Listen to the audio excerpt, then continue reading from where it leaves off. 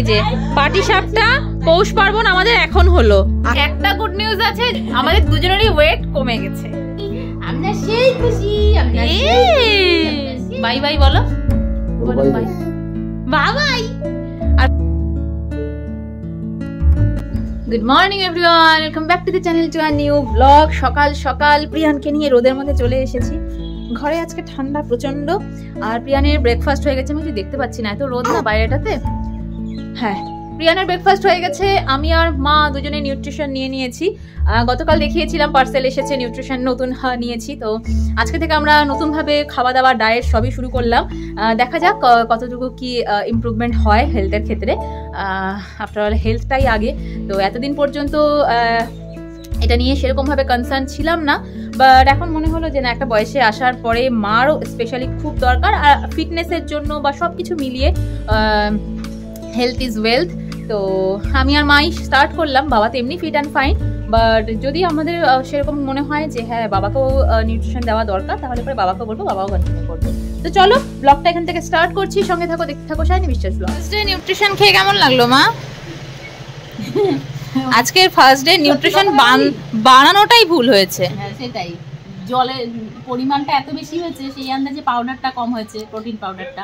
সুতরাং টেস্ট একদম পাইনি, আর ভালো লাগেনি মোট কথা।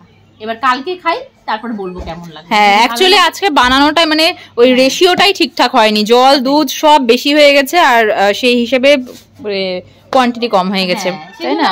সেই জন্য বলতে পারছি না যে ভালো লেগেছে, ভালো আমার একদমই লাগেনি। এবার কালকে সেটা বানানোর ফল, বাট ঠিক আছে, কালকে থেকে আমরা ঠিক করে দিয়ে কালকে খাই, তাহলে বুঝবো যে কি। আর এমনিতেও নিউট্রিশন তো আর টেস্টই হবে না, নিউট্রিশন হেলথের জন্য হেলদি হবে, তাই না? টেস্টের থেকেও হেলদি, উপকারটা পেলেই হলো, তখন বলবো খুব।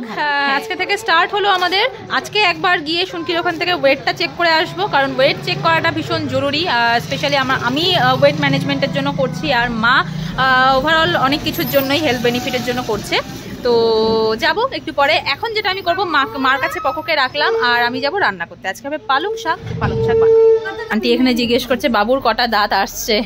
বাবু দাঁত দেখাও তো পাপা। নিউট্রিশনের সাথে সাথে এখানটাতে আমি একটা শেকারও পেয়েছি।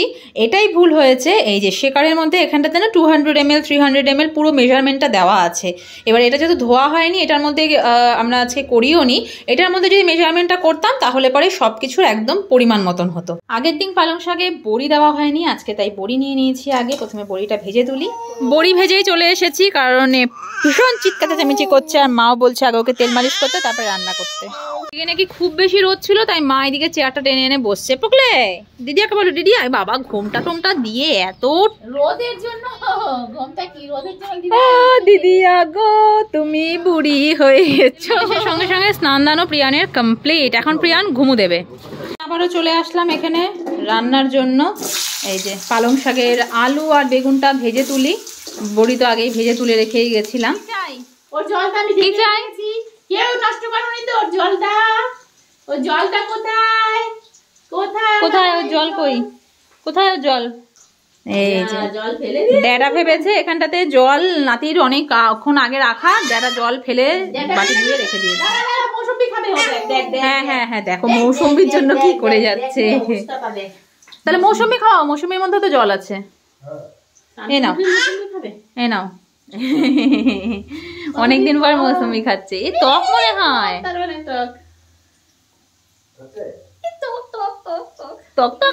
সবজি কাটছি আর ভাজছি।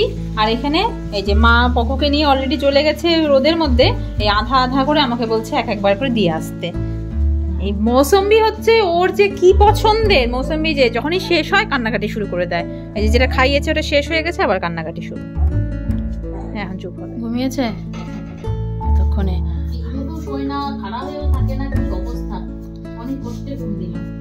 যাক, বাপরে কতক্ষণ ধরে চেষ্টা করে করে এতক্ষণে জাস্ট ঘুমিয়েছে। এদিকে পালং শাক দিয়েছিলাম যখন, পুরো কড়াই ভর্তি হয়ে আরো কিছুটা রাখা ছিল, এখন পুরোটা দেওয়ার পরেও একদম তলায় পড়ে গেল। এই খাবারটাও রেডি করে নিয়েছি। পালং শাক হতে হতে পিয়ানে খাওয়ার মানে সব কাটা তো হয়েই গেছে। পালং শাক নামলে পরেই প্রেসারে এটাও বসিয়ে দেবো।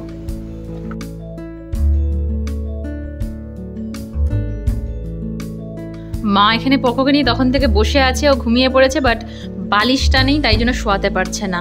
আর বাবা আজকে সকাল সকাল পকর বালিশটারই সব রোদে দিয়ে দিয়েছে, তা আমি যাই পটাপটে এনে দিই। মাঝে মধ্যে এই বালিশগুলো রোদে না দিলে না বাচ্চাদের শোয়ানো উচিত না। এই যে পকলার দুটো বালিশ, গরম গরম তো এখন শুলে আরাম পাবে। পালং শাক হয়েই গেছে, একটু মাখামাখাই করলাম আজকে, একদম পাতলা ঝোলটা করলাম না। তো ফুটে গেছে, এখানে বন্ধ করে দিলাম গ্যাস। এখানে এখন পকলার খাবার তো রেডি করেই রেখেছি, দুপুরে আমার আর মার স্যালাড, আর এখানে চাল ডাল। আমিরা নিয়ে আসলো মকর সংক্রান্তির প্রসাদ না, পুজো হয়েছে, সকাল থেকে আওয়াজ পাচ্ছি সেই উলু যোগা। সকালে আজকে ব্লগটা শুরু করার আগে শুভ মকর সংক্রান্তি কথাটা বলতেই ভুলে গেছি। এখন আবিরা নিয়ে আসলো প্রসাদ, তখন হঠাৎ করে মনে পড়লো আসলে সকালে কি হয়েছে, প্রিয়ানকে নিয়ে ঘুমিয়েছিলাম প্রায় 4:30 কি 5টা নাগাদ। পুরো উলু জোগাড় মানে হয় না, ঘুমের মধ্যেই একটা আধো আধো এরকম শুনতে পাচ্ছিলাম, যেহেতু যেই জায়গাটাতে পুজো হয় প্লাস আমি যেই ঘরটাতে শুই একদম পাশাপাশি লাগোয়া।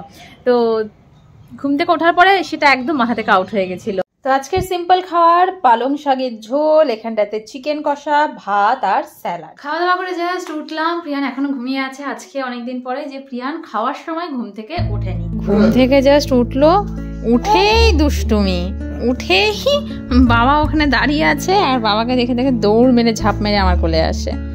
এটা ওর খেলা, লুকোচুরি খেলার মতন। বাবা কিছু করবে আর এই যে খাওয়া দাওয়া সব কমপ্লিট, এখন পকর। হ্যাঁ বেরু বেরু টাইম, বাই বাই। হ্যাঁ বাই বাই। এই যে রিজু আবার এখানটাতে রোমিওকে নিয়ে আসলো। পাপা তুমি রোমিওর কাছে যাবে, ধরবে রোমিওকে? মুখের মধ্যে হাসির ঝলক এসে গেছে। রোমিও রোমিও মা দেখেছিস ডাকে। ওই দেখো ওই দেখো ওই দেখো আয়া ওই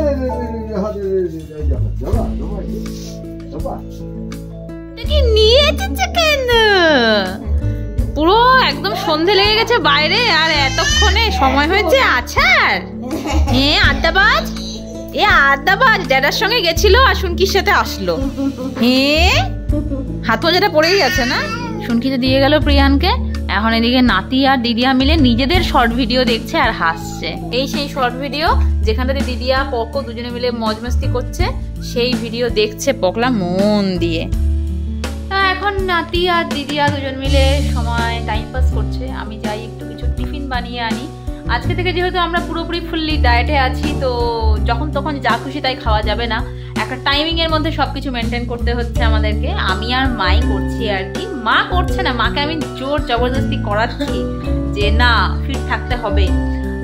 তাই জন্যই কিছু যেরকম খাবার আর কি আমাদের ডায়েটের মধ্যে ইনক্লুড আছে, যে এগুলো খেতে পারবো সবকিছুর পরেও, তো সেরকম একটা কিছু বানিয়ে নিয়ে আসি যাই। আমাদের খাবার এখানটাতে হতে হতে প্রিয়ানের খাবারটা রেডি করে নিচ্ছি। ওকে খাওয়াবো দুধ কর্নফ্লেক্স, দুধ গরমে বসিয়ে দিয়েছি। আমার energy drink plus healthy food. এখন বাবাও চলে এসেছে, বাবার জন্য বসিয়ে দিয়েছি এখানে চা। যে বাবার চা। আজকে আমরা সবাই হেলদি টিফিন করছি, হেলদি না মা? হ্যাঁ তাই না? এবার ঘুনু দাও, খাওয়া দাওয়া সব কমপ্লিট, এবার ঘুনু দাও। কোথায় উঠে গেছে? ঘাড়ে উঠে গেছে, মাথায় নিয়ে নাও।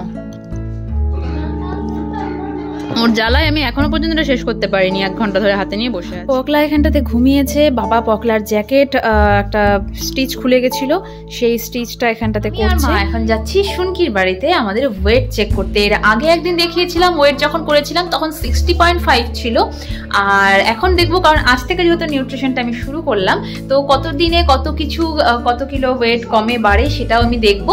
আর সেজন্য আমিও এখানে রেডি, মাও ওখানে রেডি। মোবাইলটা নিয়ে যাবো না, মোবাইলটা রেখে যাবো, কারণ কি মোবাইলে একদম চার্জ নেই, এসে আবারও ব্লগ এডিট করতে হবে, তাই মোবাইলটা আবারও নিয়ে যাচ্ছি। কারণ মা বললো যাবো আর আসবো, তো গিয়ে ওয়েটটা যদি আবার আমার মনেও না থাকে তো ভিডিও করেই রাখি, তো মনে পড়ে যাবে। আর অনেক বছর পর যখন দেখবো তখন আমি এটাও বুঝতে পারবো যে এই সময় আমার ওয়েট কতটা ছিল, তাই না?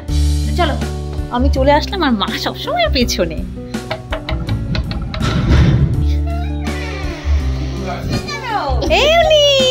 শুনকি বলছে, শুনকি আর কাকিমুনি বলছে যে পুচকু কোথায়? বললাম না, ওকে আনিনি। মা বললো আমাকে যাবে আর আসবে, এসে বসে পড়লো, আর আমি ওইখানে অপশন পেয়ে গেলাম, এই যে সিজার চার্জে দিয়ে দিলাম, ব্যাস হয়ে গেল, কথা শেষ। পাটি সাপটা পৌষ পার্বণ আমাদের এখন হলো, আসার পরে এখানে পৌষ পার্বণ হলো আজকে। ও পাটি সাপটা ওয়েট কমাতে এসে ওয়েট বাড়াচ্ছি আজকে। শুনকি দিল পাটিসাপটা, কাকিমুনি এনেছে কি মা মালপোয়া, পায়েস, আর একটা কি ছিল ওটা সাদা পিঠা, 3টা। এবার ওয়েট চেক করব। খেয়ে দিয়ে ওয়েটটা একটু বেড়েই গেছে, বাট ঠিক আছে। ওয়েট চেক করলাম, কত ওয়েটটা বলছি পরে। আর এদিকে এখন এক পর এক লাইন দিয়ে লেগে গেছে সবাই ওয়েট চেক করতে। এদের ওয়েট গুলো দেখলে পরে নিজের ওয়েটটা যে কত বেশি মনে হয়, উফ, মনে হয় আমি বয়স্ক হয়ে গেলাম। ওকে দেখলে তো মনে হয় না। কাকিমণি 51 কিলো। এইবার ওয়েট। একটা গুড নিউজ আছে যে এখানে যতজন সবাই মানে আমি আর মা স্পেশালি আমাদের দুজনেরই ওয়েট কমে গেছে, তাই না মা? নিউট্রিশন শুরু করার আগেই ওয়েট কমে গেছে, এরপরে দেখা যাবে একদম জিরোতে চলে আসবো। এক সপ্তাহ খেলে, কিছু না খেয়েই কমে যাচ্ছে, তাহলে খেলে পরে কি হবে?